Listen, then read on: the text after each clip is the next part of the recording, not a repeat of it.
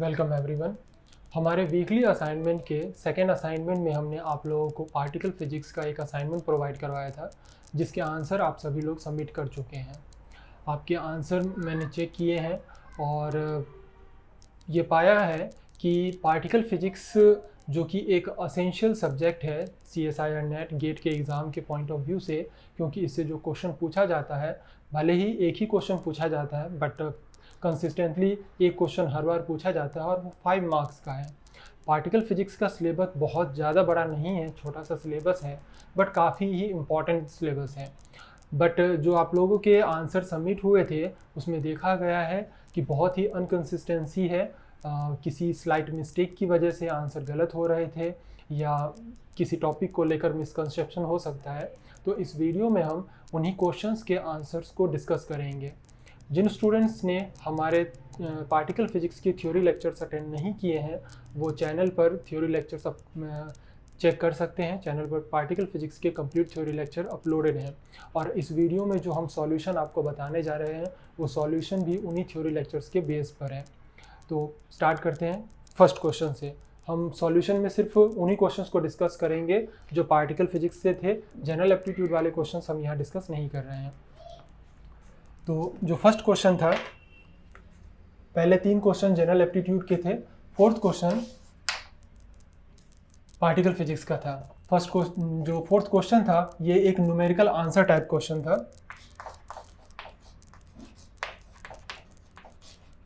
The decay product of y given below in a relative p state of angular momentum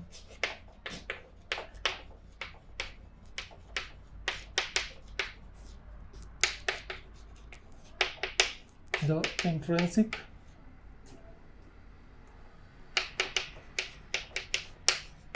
parity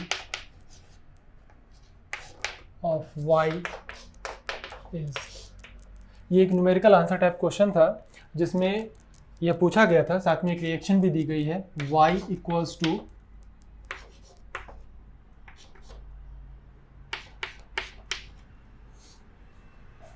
lambda naught pi naught. ये एक reaction दी गई है और lambda naught और पाई not का relative state दिया गया है। रिलेटिव पी स्टेट में है ये। Relative P state of angular momentum में हमें बताना है कि y की इंट्रिंसिक पैरिटी क्या होगी। ये क्वेश्चन पैरिटी कंजर्वेशन पर बेस्ड था। इसके सॉल्यूशन की बात करें तो जो क्वेश्चन दिया गया है उसमें जो रिएक्शन है y equals to lambda naught plus pi naught, आपको इनकी पैरिटी कंजर्व करवानी है। बट प्रॉब्लम यह है कि इक्वेशन के लेफ्ट साइड में जो पार्टिकल है वो सिंगल पार्टिकल है, जबकि राइट साइड में 2 पार्टिकल दिए गए हैं। और जब भी कोई सिस्टम 2 पार्टिकल का हो तो उनकी जो पैरिटी होती है, इधर लिख देता हूँ, total parity of 2 particle system वो -1 to the power l PA PB से दी जाती है, जहाँ A और B डॉटर पार्टिकल्स हैं और L उन दोनों पार्टिकल्स का रिलेटिव ऑर्बिटल एंगुलर मोमेंटम है, where L equals to relative orbital angular momentum, जबकि PA और PB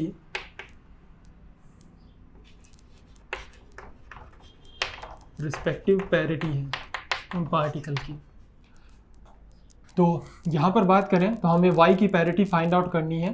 तो इसकी पैरिटी फाइंड आउट करने के लिए हमें इन दोनों के लिए पैरिटी फाइंड आउट करनी पड़ेगी, which is -1 to the power l।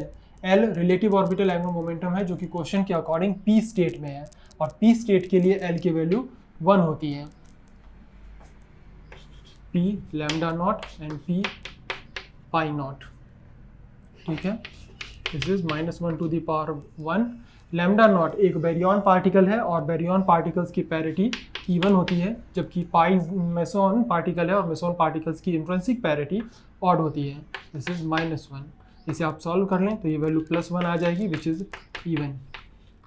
तो क्वेश्चन के अकॉर्डिंग जो इंट्रिंसिक पैरिटी है y की वो 1 होनी चाहिए थी, +1। बट इसके लिए आपको बहुत ज़रूरी था इस बात को ध्यान में रखना कि जो डॉटर पार्टिकल्स है वो 2 पार्टिकल का सिस्टम है, जिसके लिए जो रिलेटिव ऑर्बिटल पैरिटी आएगी वो कुछ इस रिलेशन से आएगी। आप इसे नोट कर लें, फिर हम नेक्स्ट क्वेश्चन पे बढ़ते हैं।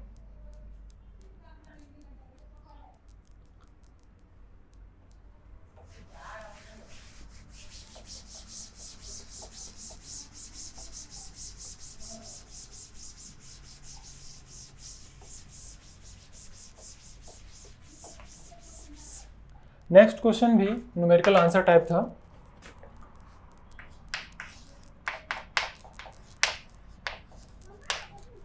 The mean lifetime of following decay is T. Its width is kilo electron volt. Reaction given थी सिग्मा का decay lambda naught plus gamma photon में, और टाइम पीरियड गिवन था 7.4 × 10⁻⁻20 सेकेंड। ये क्वेश्चन गिवन था जिसमें हमें इस डीके के लिए mean life time find out करना था, जबकि time given mean life time T given था और विड्थ फाइंड आउट करनी थी।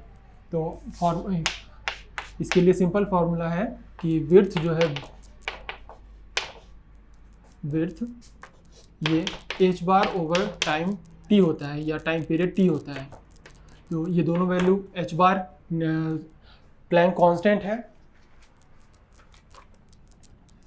तो इसकी वैल्यू 1.05 × 10⁻⁻34 जूल × सेकेंड, और t की वैल्यू क्वेश्चन में ऑलरेडी गिवन थी 7.4 × 10⁻⁻20 सेकेंड। आप इसे सॉल्व कर सकते थे, बट ध्यान रखें कि जब आप इसे सॉल्व करेंगे तो आपका जो आंसर आएगा वो इन टर्म्स ऑफ जूल आएगा, बट आंसर इलेक्ट्रॉन वोल्ट में लेना है। तो एक तरीका तो ये है कि आप इसे सॉल्व कर लें और जो आंसर आ रहा है उसको फिर इलेक्ट्रॉन वोल्ट से मल्टीप्लाई कर दें एक इलेक्ट्रॉनिक चार्ज से, तो वो इलेक्ट्रॉन वोल्ट में कन्वर्ट हो जाए।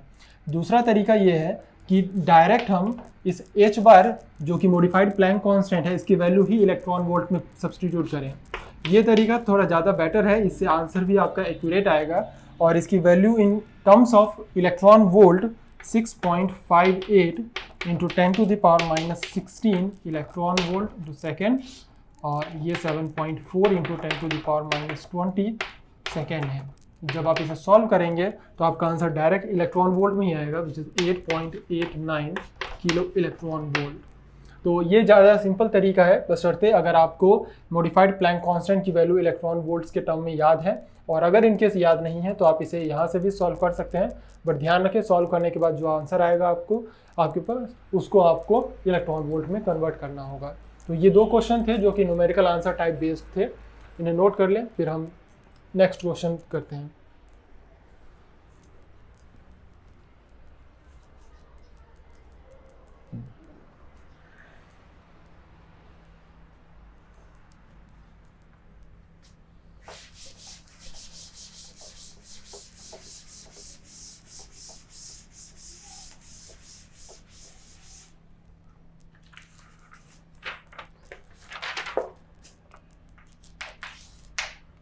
सिक्स्थ क्वेश्चन, ये मल्टीपल सेलेक्ट टाइप क्वेश्चन थे जिसमें एक से ज़्यादा ऑप्शन सही हो सकते हैं। Which of the following reaction is allowed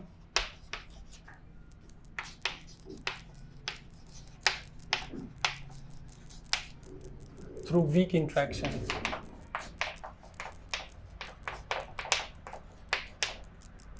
option थे सिग्मा प्लस जिसका decay neutron, positron, electron, neutrino.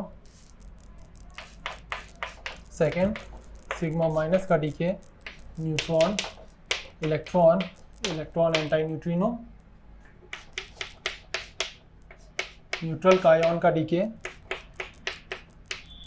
पाई प्लस इलेक्ट्रॉन एंटी न्यूट्रिनो, और न्यूट्रल का आयन का डीके ही पाई माइनस पॉजिट्रॉन और इलेक्ट्रॉन न्यूट्रिनो में। ये 4 न्यूक्लियर रिएक्शन दिए गए थे और हमें बताना था कि इनमें से कौन सा रिएक्शन जो है वो वीक इंटरेक्शन के थ्रू अलाउड है। ध्यान रखें, ये जो क्वेश्चन था वो मल्टीपल सेलेक्ट चॉइस क्वेश्चन थे, तो एक से ज़्यादा ऑप्शन भी सही हो सकते हैं, विच मीन्स आपको चारों ही ऑप्शन वेरीफाई करने पड़ेंगे। तो स्टार्ट करते हैं फर्स्ट ऑप्शन से ही। चूँकि क्वेश्चन में मेंशन किया गया है कि ये एक वीक इंटरेक्शन के थ्रू आपको चेक करना है कि अलाउड है या नहीं, दैट मीन्स कि वीक इंटरेक्शन की ही प्रॉपर्टीज़ आपको ध्यान में रखनी पड़ेगी। जब आप वीक इंटरेक्शन के थ्रू डीके की बात कर रहे होते हैं तो एक बात का ध्यान रखें कि जो न्यूक्लियर रिएक्शन दिए गए हैं वो किस टाइप के हैं, इलेक्ट्रॉनिक डीके है, सेमी इलेक्ट्रॉनिक डीके है या हेड्रोनिक डीके है। इसके बारे में हम ऑलरेडी हमारे पार्टिकल फिजिक्स के वीक इंटरेक्शन वाले वीडियो में डिटेल में डिस्कशन कर चुके हैं कि ये डीके किस तरह से होते हैं। सबसे पहले बात करते हैं चारों ही रिएक्शन पर ध्यान दें तो चारों ही रिएक्शन में जो पेरेंट पार्टिकल है इन दोनों में बैरियन है, जबकि इन दोनों में मेसॉन पार्टिकल्स हैं। इसके अलावा इन दोनों में न्यूट्रॉन डीके हो रहे हैं जो कि एक बैरियन पार्टिकल है, जबकि यहाँ पर पाई मेसॉन पार्टिकल्स डीके हो रहे हैं जो कि एक मेसॉन पार्टिकल है। इसके अलावा बाकी के जो दो डॉटर पार्टिकल्स रिलीज हुए हैं ये दोनों लेप्टॉनिक हैं। ये रिएक्शन पूरी तरह से लेप्टॉनिक डीके नहीं है, क्योंकि लेप्टॉनिक डीके ऐसे वीक डीकेज होते हैं जिसमें पेरेंट पार्टिकल और डॉटर पार्टिकल दोनों ही लेप्टॉन्स होते हैं, जबकि सेमी लेप्टॉनिक वीक डीकेज ऐसे वीक डीकेज होते हैं जिसमें कुछ पार्टिकल्स लेप्टॉन्स होते हैं जबकि कुछ पार्टिकल्स लेप्टॉन के अलावा मेसॉन या बैरियन हो सकते हैं, जो कि इन चारों ही ऑप्शन में हो रहा है। इसमें लेप्टॉन्स तो हैं बट साथ ही लेप्टॉन्स के साथ दूसरे पार्टिकल्स भी मौजूद हैं, विच मीन्स ये एक सेमी लेप्टॉनिक वीक डीके है।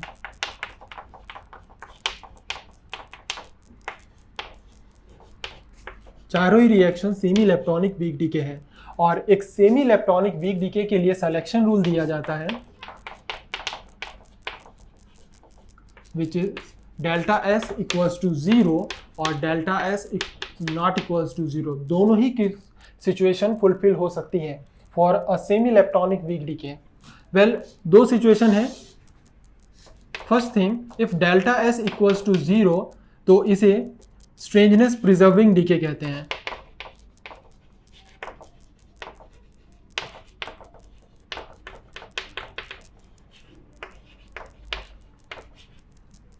लेकिन if delta S is not equals to 0 तो इसे स्ट्रेंजनेस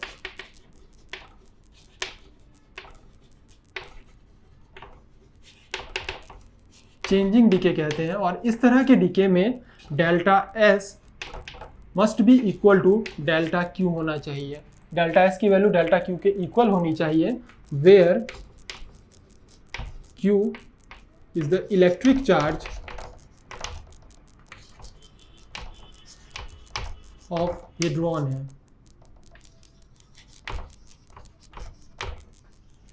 तो ये सिलेक्शन रूल है फॉर एक semi electronic decay, which means semi electronic decay को चेक करने के लिए कि वो अलाउड है या नहीं, आपको पहले ये चेक करना पड़ेगा कि डेल्टा एस इक्वल्स टू 0 है या delta S is not equals to 0 है।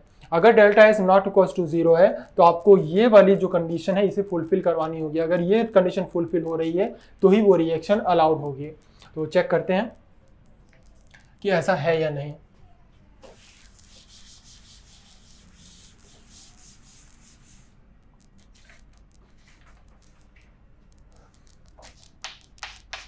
फर्स्ट, सिग्मा प्लस का decay neutron plus positron plus electron neutrino में हो रहा है। तो सबसे पहले स्ट्रेंजनेस की बात करते हैं। सिग्मा प्लस एक स्ट्रेंज पार्टिकल है जिसकी स्ट्रेंजनेस -1 होती है। न्यूट्रॉन नॉन स्ट्रेंज पार्टिकल है, इलेक्ट्रॉन की भी कोई स्ट्रेंजनेस नहीं होती और न्यूट्रिनो की भी कोई स्ट्रेंजनेस नहीं होती है।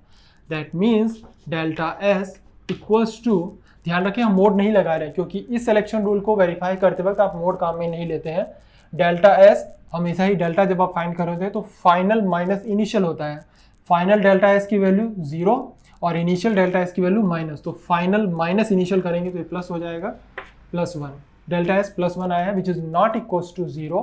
तो अगर delta S not equals to 0 है तो डेल्टा एस डेल्टा क्यू के इक्वल होना चाहिए। तो अब क्यू चेक करते हैं।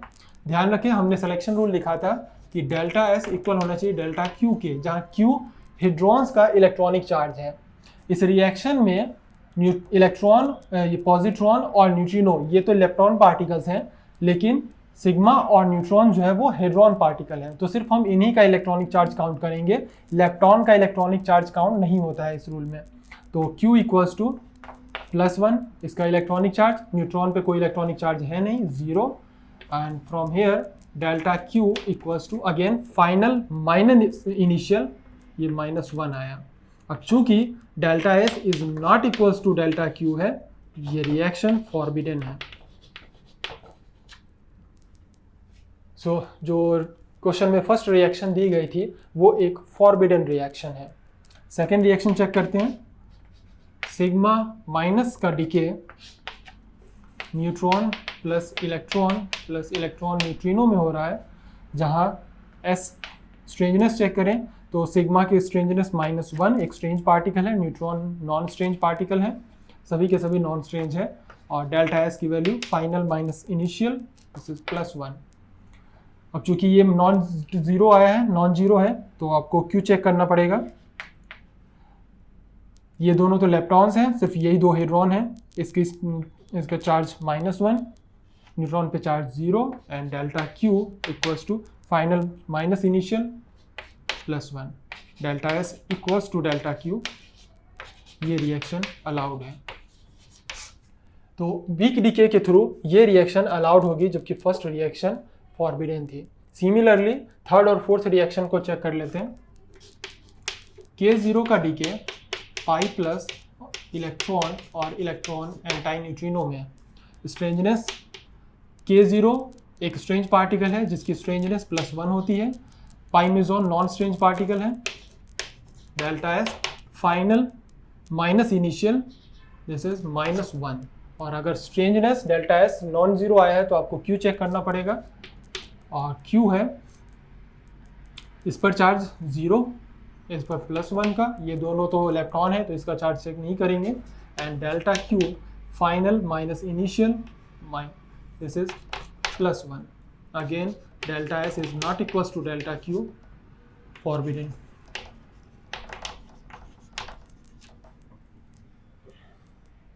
फोर्थ रिएक्शन भी चेक करना होगा, क्योंकि मे भी पॉसिबल है ये रिएक्शन अलाउड हो जाए।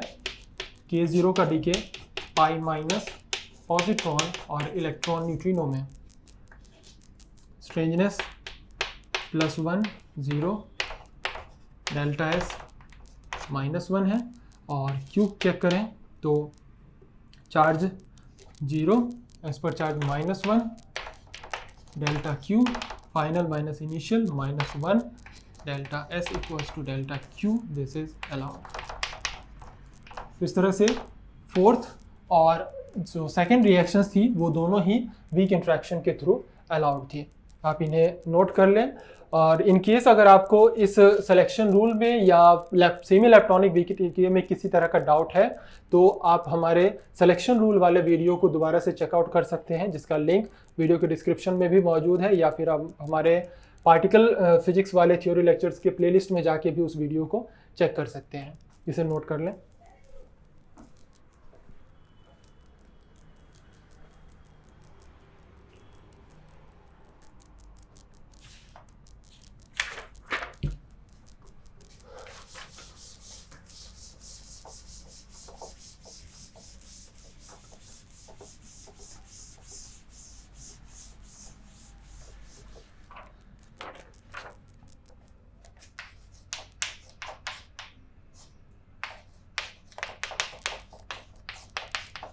Which of the following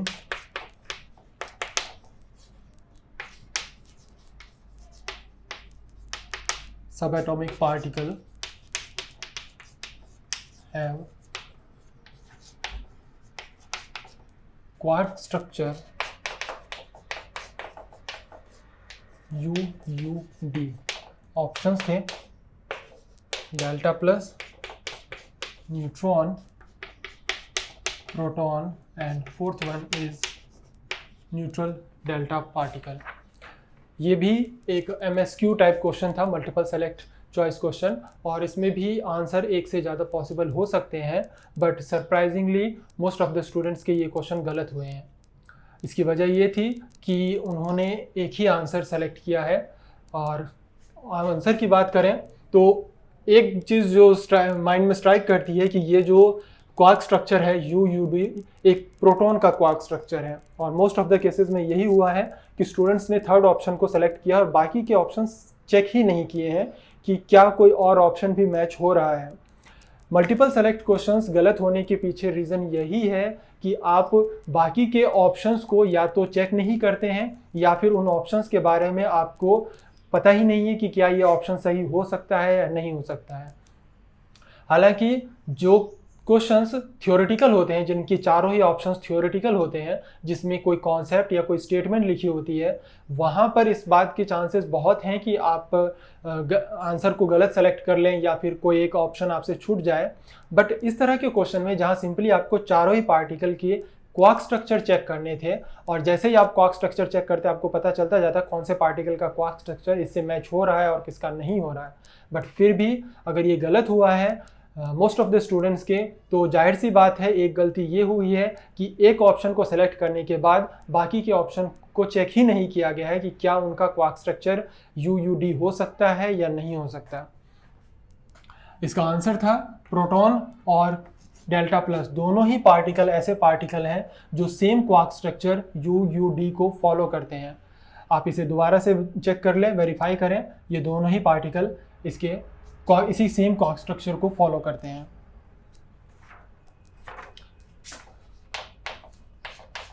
next 8th, identify the particle X produced through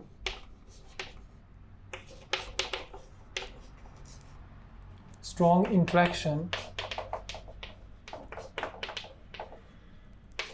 K minus plus proton, इसका डीके K प्लस और X पार्टिकल में। चार ऑप्शन गिवन थे, delta minus, neutral cascade, negative cascade and omega minus.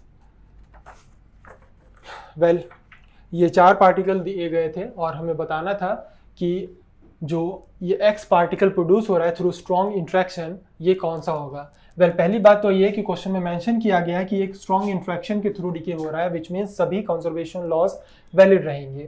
तो किसी भी एक conservation law से स्टार्ट करते हैं, फॉर एग्जांपल चार्ज कंजर्वेशन से ही स्टार्ट करते हैं। तो चार्ज कंजर्वेशन की बात करें तो K माइनस पर चार्ज -1 का है और प्रोटॉन पर चार्ज +1 का है। K प्लस पर चार्ज +1 का है, इन दोनों का टोटल चार्ज तो 0 हो गया। दैट मीन्स चार्ज कंजर्वेशन के लिए जरूरी है कि जो X पार्टिकल है इसका चार्ज भी -1 होना चाहिए ताकि टोटल चार्ज 0 हो सके और चार्ज कंजर्वेशन वैलिड रहे। तो जो भी पार्टिकल X होगा उसका चार्ज -1 होगा, विच मीन्स ऑप्शन 2 पॉसिबल नहीं है क्योंकि इस पर चार्ज न्यूट्रल है। तीनों ही ऑप्शंस वैलिड हो सकते हैं। नेक्स्ट आई चेक कर सकते हैं आप। आइसोस्पिन K माइनस का आइसोस्पिन 1/2 है, प्रोटॉन का आइसोस्पिन 1/2 है। तो टोटल आइसोस्पिन, ध्यान रखें आइसोस्पिन मल्टीप्लिकेटिव रूल को फॉलो करती है, तो 1/2 एंड वेक्टर एडिशन रूल को फॉलो करती है। तो 1/2 एंड 1/2 का वेक्टर एडिशन एक बार ऐड करेंगे, एक बार सब्ट्रैक्ट, तो सब्ट्रैक्ट करने पर 0 और ऐड करने पर 1। तो I की पॉसिबल वैल्यू 0 और 1 हो सकती है। K प्लस का आइसोस्पिन 1/2 होता है। अब आइसोस्पिन 0 या 1 तभी आ सकता है जब X पार्टिकल का आइसोस्पिन भी 1/2 हो, ताकि फाइनल आइसोस्पिन 0 या 1 आए। ऐसे में ओमेगा माइनस आंसर नहीं हो सकता क्योंकि ओमेगा का आइसोस्पिन 0 होता है, ये नहीं हो सकते। इवन डेल्टा माइनस भी पॉसिबल नहीं है क्योंकि डेल्टा का आइसोस्पिन 3/2 होता है। तो इस तरह से एक ही ऑप्शन बचता है और वो है कैस्केड माइनस, जो कि इस सभी सिलेक्शन रूल को फॉलो करते हुए X पार्टिकल को डिफाइन करेगा। इसे नोट कर लें।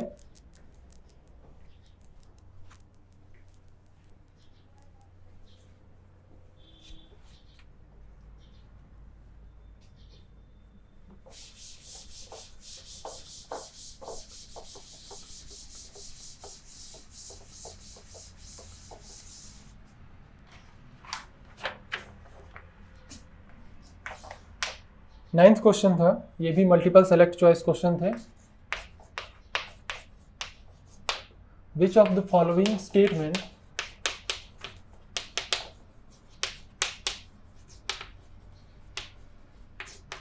Is true? फर्स्ट ऑप्शन था W boson are responsible for absorption of neutrino in a reaction. Second, neutrino may interact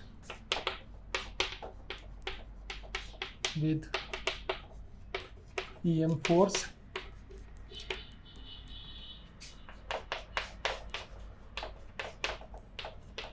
between two nucleons pion act like an exchange particle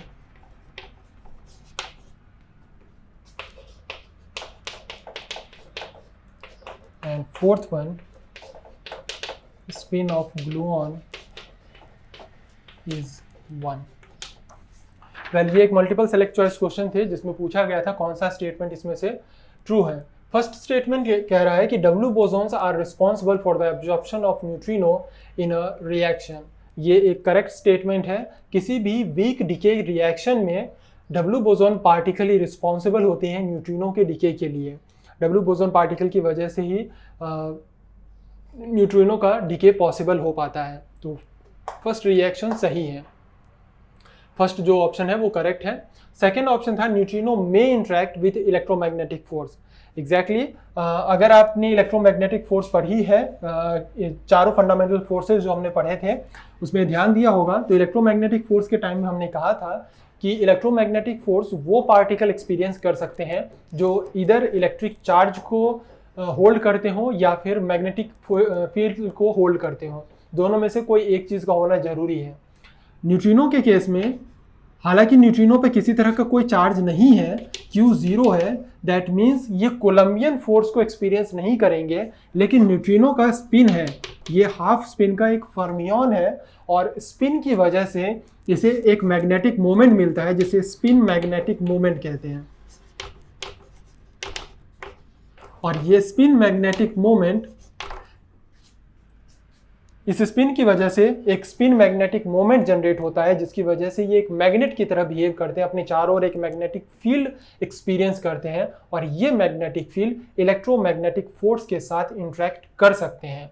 तो हाँ, जो second option है वो correct है, neutrino may interact with electromagnetic force. Even जब हम electromagnetic force पढ़ रहे थे तो वहाँ पर हमने 4 सिचुएशन बताई थी कि किसी पार्टिकल के पास अगर चार्ज है और स्पिन है तो वो इलेक्ट्रोमैग्नेटिक फोर्स को एक्सपीरियंस कर सकता है, ईएम फोर्स को एक्सपीरियंस कर सकता है। फॉर एग्जांपल इलेक्ट्रॉन पे चार्ज भी है और इसका हाफ स्पिन भी है, तो चार्ज तो है ही, स्पिन की वजह से मैग्नेटिक मोमेंट भी होगा और ये इलेक्ट्रोमैग्नेटिक फोर्स को एक्सपीरियंस कर सकता है। कुछ सिनेरियो ये हो सकते हैं कि चार्ज ना हो, सिर्फ स्पिन हो, फॉर एग्जाम्पल न्यूट्रॉन या ये न्यूट्रिनो है, न्यूट्रॉन पे भी कोई चार्ज नहीं है लेकिन इसका स्पिन है और वो स्पिन मैग्नेटिक मोमेंट जनरेट करता है जो ईएम फील्ड के साथ इंटरेक्शन कर सकते हैं। एक कंडीशन ये हो सकती है कि चार्ज तो हो बट कोई स्पिन ना हो। फॉर एग्जांपल पाइमेजोन पार्टिकल स्पिन 0 वाले पार्टिकल होते हैं लेकिन इन पर चार्ज है और चार्ज की वजह से ये इलेक्ट्रोमैग्नेटिक फोर्स के साथ इंटरेक्शन कर सकते हैं। एक सिनेरियो ये हो सकता है कि दोनों में से कुछ भी ना हो, ना चार्ज हो ना स्पिन हो, ऐसे पार्टिकल हैं पाई न्यूट्रल पार्टिकल। इन पार्टिकल के पास ना तो चार्ज है और ना ही अपना कोई स्पिन है, ये पार्टिकल इलेक्ट्रोमैग्नेटिक फोर्स के साथ इंटरेक्शन एक्सपीरियंस नहीं करते हैं। तो ऑप्शन 2 सही था कि न्यूट्रिनो में interact with EM force. Third, between two nucleons pion act like an exchange particle. Well, ये जो ऑप्शन है थोड़ा सा कंफ्यूजिंग हो सकता है आंसर देने में, हालांकि स्टेटमेंट सही है, स्टेटमेंट में कोई प्रॉब्लम नहीं है। प्रॉब्लम थी तो ये कि क्या पायन एक एक्सचेंज पार्टिकल है स्ट्रॉन्ग फोर्स का, क्योंकि न्यूक्लियॉन्स के बीच में जो फोर्स लगता है वो एक स्ट्रॉन्ग फोर्स है, और न्यूक्लियॉन्स के बीच में लगने वाले इस स्ट्रॉन्ग फोर्स का एक्सचेंज पार्टिकल क्या है, ग्लूऑन है या पायोन है। तो हमने अपने क्लास में भी आपको ये बताया था कि एक एटम या एटम का जो न्यूक्लियस है वो प्रोटॉन और न्यूट्रॉन से मिलकर बने हुए होते हैं, और खुद प्रोटॉन या न्यूट्रॉन क्वार्क से मिलकर बने हुए होते हैं। दो न्यूक्लियॉन के बीच में लगने वाला जो स्ट्रॉन्ग फोर्स है, इसका क्वांटा या एक्सचेंज पार्टिकल पायोन होता है, लेकिन प्रोटॉन के अंदर मौजूद क्वार्क्स के बीच में लगने वाले स्ट्रॉन्ग फोर्स का जो क्वांटा है ये ग्लूऑन होता है। तो ऑप्शन थर्ड सही था कि दो न्यूक्लियॉन्स के बीच में जो एक्सचेंज पार्टिकल है वो एक पायोन होगा, जो कि एक करेक्ट आंसर है, लेकिन प्रोटॉन और न्यूट्रॉन के अंदर मौजूद क्वार्क्स का जो एक्सचेंज पार्टिकल है वो ग्लूऑन होता है। वहीं spin off the gluon is 1, ये भी सही है। ग्लूऑन ऐसे पार्टिकल हैं जिनका स्पिन 1 होता है। चारों ही ऑप्शन इसके सही थे, नोट कर लें आप इन्हें।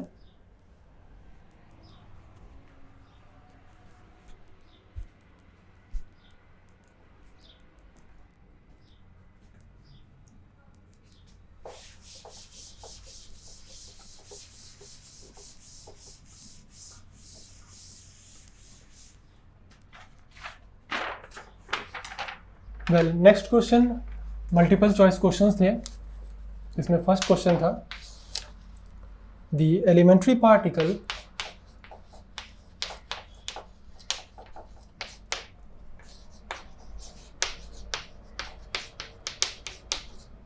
Omega minus is placed in the baryon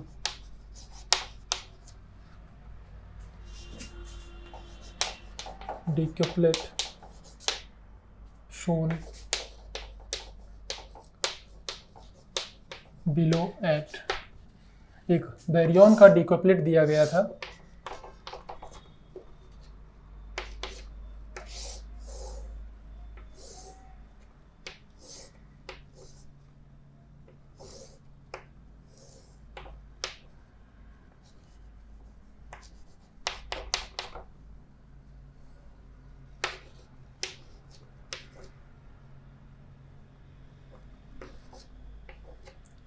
और हमें बताना था कि ओमेगा माइनस पार्टिकल इस डिकपलेट में पी, क्यू, आर और एस चार पोजीशन में से कौन सी पोजीशन पर मौजूद होगा।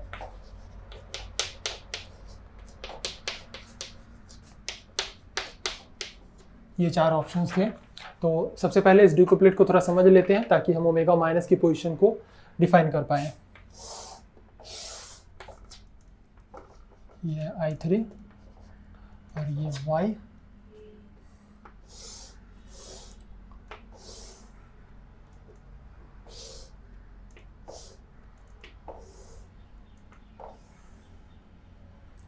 This is S, R, Q and P, और ये है डेल्टा प्लस प्लस। सबसे पहले बात करते हैं डेल्टा प्लस प्लस पार्टिकल के I3 की। तो डेल्टा प्लस प्लस जो पार्टिकल है, ये पार्टिकल है ग्रुप के delta plus plus, delta zero और डेल्टा माइनस ग्रुप का पार्टिकल, जिसके आइसोस्पिन I की वैल्यू 3/2 और थर्ड कंपोनेंट ऑफ आइसोस्पिन की वैल्यू +3/2 होती है। तो अगर ये डेल्टा प्लस पार्टिकल है, दैट मीन्स ये I3 की वैल्यू 3/2 होगी। तो ये 1, फिर ये -1 +1/2, उसके बाद ये 0, फिर -1/2, फिर -1 और फिर 3/2 होगी माइनस में। ऐसा इसलिए ताकि इन सभी पोजीशंस पे आप पार्टिकल को डिफाइन कर पाएँ। बाकी के जो तीन पार्टिकल बचे हैं डेल्टा के, वो तीनों पार्टिकल इसी पोजीशन में आएंगे, तो इस तरह से ये डिफाइन हो जाएगा। तो अगर यहाँ से हम कंपैरिजन करते हैं तो जो ओमेगा माइनस पार्टिकल दिया गया है, इसके I3 की वैल्यू 0 होती है, क्योंकि ये सिंगलेट पार्टिकल है, अकेले मौजूद है अपने ग्रुप में, तो इसके I3 की वैल्यू 0 होती है, विच मीन्स कि I3 या तो पोजीशन S पर मौजूद होगा या पोजीशन Q पे मौजूद होगा, क्योंकि इसी लाइन में I3 की वैल्यू 0 है। तो एक चीज़ तो क्लियर है कि या तो ऑप्शन सेकंड सही है या ऑप्शन फोर्थ सही है। अब इन दोनों में से कौन सी पोजीशन पे है, तो इसके लिए यहाँ पर हाइपर चार्ज दिया गया है y। अब सबसे पहले डेल्टा प्लस प्लस पार्टिकल के हाइपर चार्ज की बात करें तो किसी भी पार्टिकल का जो हाइपर चार्ज होता है y, वो उसके बैरियन नंबर और स्ट्रेंजनेस का सम होता है। और डेल्टा प्लस या डेल्टा जो भी पार्टिकल से 4 पार्टिकल वो नॉन स्ट्रेंज पार्टिकल्स हैं, मीन्स इनकी स्ट्रेंजनेस 0 होती है। वहीं बात करें बैरियन नंबर की तो डेल्टा पार्टिकल्स एक बैरियन पार्टिकल है, इसलिए इनकी बैरियन नंबर 1 होगा। सो एक डेल्टा पार्टिकल का जो हाइपर चार्ज होता है y वो 1 होगा। तो ये +1, ये 0, फिर -1 और उसके बाद -2। अब हमें चेक करना है कि जो ओमेगा माइनस पार्टिकल दिया गया है इसकी स्ट्रेंजनेस कितनी होती है। ओमेगा माइनस पार्टिकल की जो स्ट्रेंजनेस है वो -3 होती है। इसे आप इस तरह से भी चेक कर सकते हैं कि ओमेगा माइनस का जो क्वार्क स्ट्रक्चर है वो SSS होता है और एक क्वार्क स्ट्रेंज क्वार्क की स्ट्रेंजनेस -1 होती है, तो 3 की -3 होती है। तो इसके लिए बैरियन नंबर y, चूँकि एक बैरियन पार्टिकल तो 1, स्ट्रेंजनेस -3 विच मीन्स -2 होनी चाहिए। तो y की वैल्यू -2 इस पोजीशन पर आ रही है, मीन्स ऑप्शन 4 जो है वो करेक्ट ऑप्शन है। तो आप इसे नोट कर लें, फिर हम अगले क्वेश्चन को करते हैं।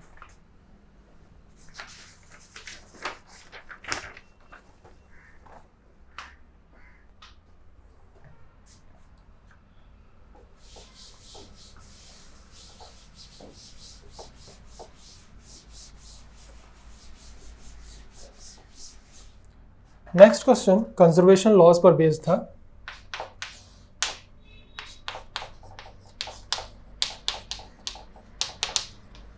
The following decay does not conserve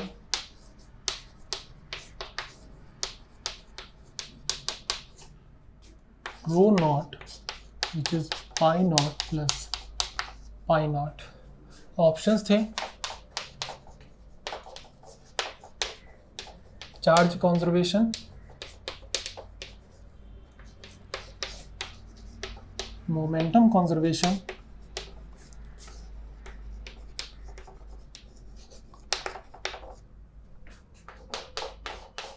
isospin conservation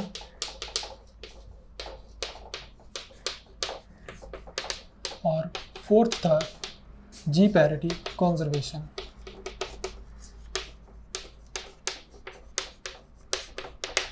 तो एक एक करके चारों कंजर्वेशन लॉज चेक करते हैं और देखते हैं कि कौन सा कंजर्वेशन लॉ यहाँ पर अलाउ नहीं हो रहा है। तो सबसे पहले बात करते हैं चार्ज कंजर्वेशन की।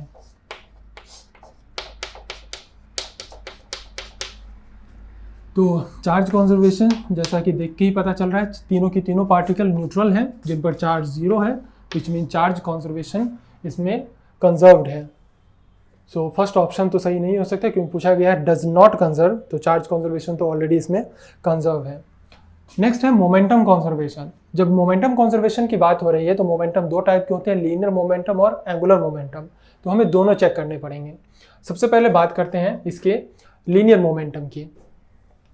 लीनियर मोमेंटम है तो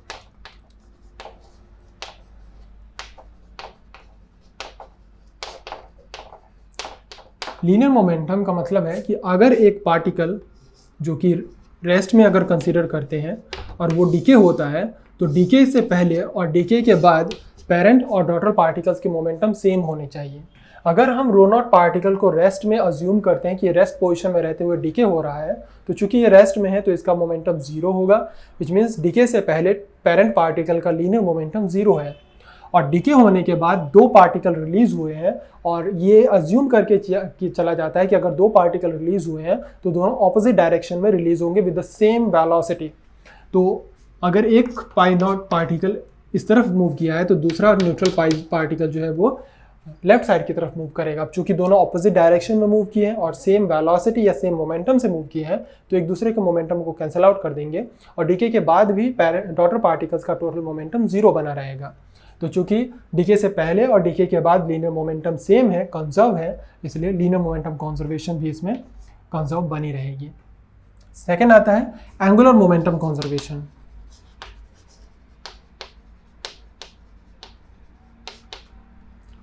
वेल एंगुलर मोमेंटम जो कि कैपिटल जे होता है, जो कि sum of the spin angular momentum और ऑर्बिटल एंगुलर मोमेंटम होता है। बट अगर हम पार्टिकल्स को उसके ग्राउंड स्टेट में कंसीडर करें, एस स्टेट में कंसीडर करें, तो एस स्टेट के लिए एल की वैल्यू हमेशा 0 रहेगी और इस केस में जे जो है वो डायरेक्टली एस के इक्वल होता है। क्वेश्चन में अगर मेंशन नहीं किया गया है पार्टिकल्स कौन से स्टेट में है, तो आप हमेशा ही पार्टिकल्स को उसके ग्राउंड स्टेट यानी एस स्टेट में ही कंसीडर करते हैं और एल की वैल्यू 0 होती है। तो ऐसे में अब जो टोटल एंगुलर मोमेंटम है वो उसके स्पिन एंगुलर मोमेंटम के इक्वल होगा, विच मीन्स हमें स्पिन कंजर्व करवाना होगा। इनके स्पिन की बात करें तो रो मेसोन पार्टिकल का स्पिन और पाई मेसोन पार्टिकल के हम स्पिन की बात कर रहे हैं। रो मेसोन पार्टिकल का स्पिन +1 होता है, जबकि पाई मेसोन पार्टिकल्स के स्पिन 0 होते हैं। क्लियरली ये चीज़ समझ में आ रही है कि जो स्पिन है वो कंजर्व नहीं है, क्योंकि पेरेंट पार्टिकल का स्पिन +1 है और डॉटर पार्टिकल के स्पिन 0 है, विच मीन्स कि जो एंगुलर मोमेंटम है वो कंजर्व नहीं है। और चूंकि एंगुलर मोमेंटम कंजर्व नहीं है तो जो मोमेंटम कंजर्वेशन दिया गया है वो कंजर्व नहीं होगा, क्योंकि मोमेंटम कंजर्वेशन के लिए दोनों मोमेंटम का कंजर्व होना जरूरी है, लीनियर का भी और एंगुलर का भी। तो इस रिएक्शन में एंगुलर मोमेंटम कंजर्व नहीं है। हम बाकी के कंजर्वेशन लॉज भी चेक कर सकते हैं, जैसे कि आइसोस्पिन की बात करें तो रो मेसोन पार्टिकल का आइसोस्पिन 1 है, क्योंकि इसमें 3 पार्टिकल आते हैं, रो 0, रो प्लस और रो माइनस, तो 1 है। और पाई मेसोन पार्टिकल्स के भी आइसोस्पिन 1 होते हैं। अब टोटल आइसोस्पिन की बात करें डॉटर पार्टिकल्स के लिए, तो आइसोस्पिन वेक्टर एडिशन रूल को फॉलो करते हैं। तो ऐसे में जब आप इसे सब्ट्रैक्ट करेंगे तो 1 - 1 0 होगा, ऐड करेंगे तो 2 होगा, विच मीन्स आई की जो वैल्यू है वो 0 से लेकर 2 तक वेरी करेगी, 0 1 2। अब चूंकि एक आइसोस्पिन मैच हो रहा है, दैट मीन्स आइसोस्पिन इसमें कंजर्व्ड है। ठीक है। फोर्थ कंजर्वेशन की बात करें जी पैरिटी कंजर्वेशन की, तो रो मेसोन पार्टिकल का जो जी पैरिटी है वो +1 है, जबकि पाई मेसोन पार्टिकल्स की जी पैरिटी -1 होती है। और पैरिटी मल्टीप्लिकेटिव रूल को फॉलो करते हैं, तो -1 × -1 +1 होगा, और ये जी पैरिटी भी कंजर्व है। आप चाहें तो जी पैरिटी के बारे में और डिटेल में जान सकते हैं हमारे पैरिटी कंजर्वेशन वाले वीडियो से। तो इस तरह से इस रिएक्शन में एक मोमेंटम कंजर्वेशन ही है जो वायलेट हो रही है। So according to the question जो कंजर्वेशन लॉ कंजर्व नहीं है वो है momentum conservation.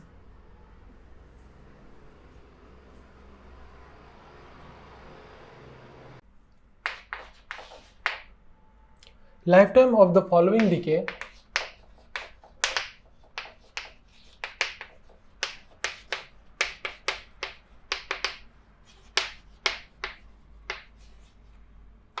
are 4 decay reactions दिए गए थे, सॉरी 3 डीके रिएक्शन है।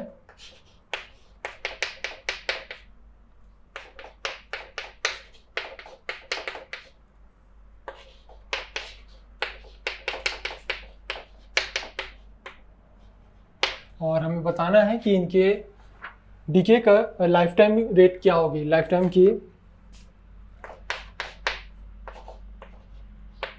किस ऑर्डर में डीके हो रहे होंगे ये।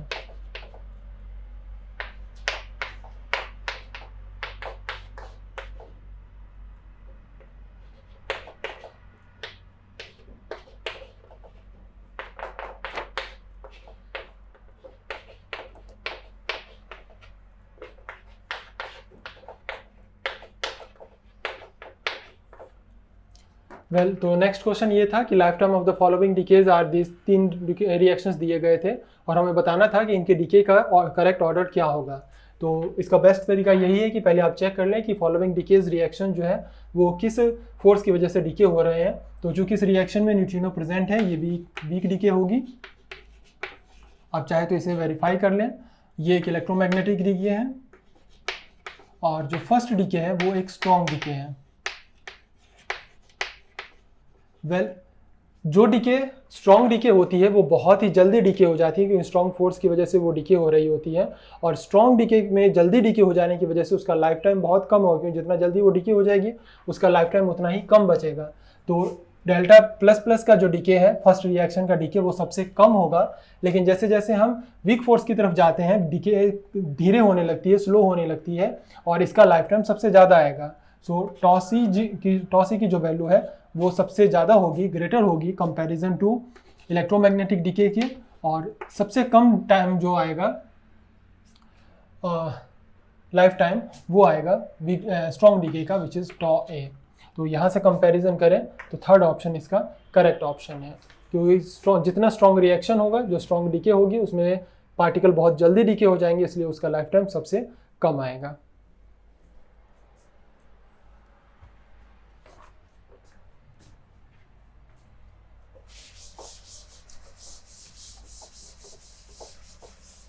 और लास्ट क्वेश्चन था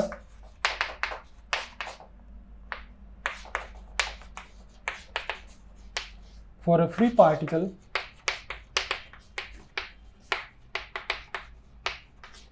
which of the following reaction is allowed?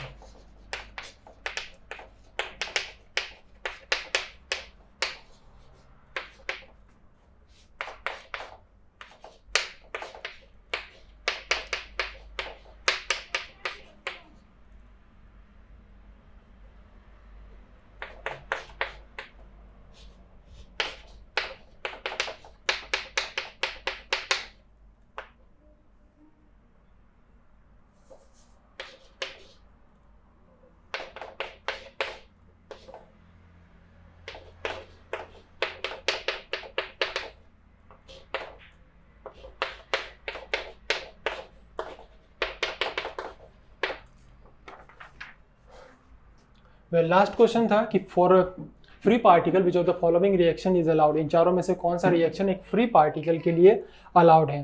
तो आप इसे चेक कर सकते हैं। फर्स्ट रिएक्शन की बात करें तो फर्स्ट रिएक्शन में एक्चुअली इलेक्ट्रॉन नंबर ही कंजर्व नहीं है, क्योंकि यहाँ पर टाउ पार्टिकल मौजूद है, और टाउ पार्टिकल के इलेक्ट्रॉन नंबर को कंजर्व करने के लिए राइट हैंड साइड या लेफ्ट हैंड साइड में कोई दूसरा टाउ मेसॉन पार्टिकल या टाउ न्यूट्रिनो पार्टिकल मौजूद नहीं है। तो ये पार्टिकल अपनी फैमिली में ही कंजर्व नहीं है इलेक्ट्रॉन नंबर, तो इलेक्ट्रॉन नंबर वायलेशन की वजह से फर्स्ट रिएक्शन तो पॉसिबल नहीं हो सकती है। सेकेंड रिएक्शन की बात करें तो इस रिएक्शन में सभी कंजर्वेशन रोल, जितने भी कंजर्वेशन लॉज हैं वो सभी वैलिड होंगे एक्सेप्ट एनर्जी कंजर्वेशन के। एनर्जी कंजर्वेशन इस रिएक्शन में वैलिड नहीं है। क्यों?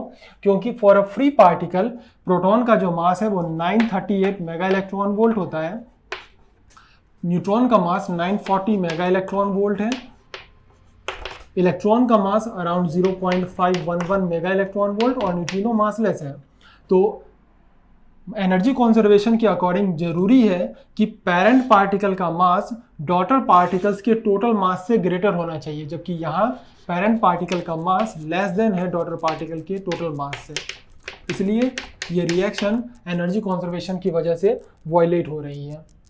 थर्ड रिएक्शन पे आए तो थर्ड रिएक्शन भी इलेक्ट्रॉन नंबर कंजर्वेशन के वायलेशन की वजह से कंजर्व नहीं है, क्योंकि इसमें इलेक्ट्रॉन तो मौजूद है लेकिन इसके इलेक्ट्रॉन नंबर को कंजर्व करने के लिए कोई और दूसरा पार्टिकल मौजूद नहीं है।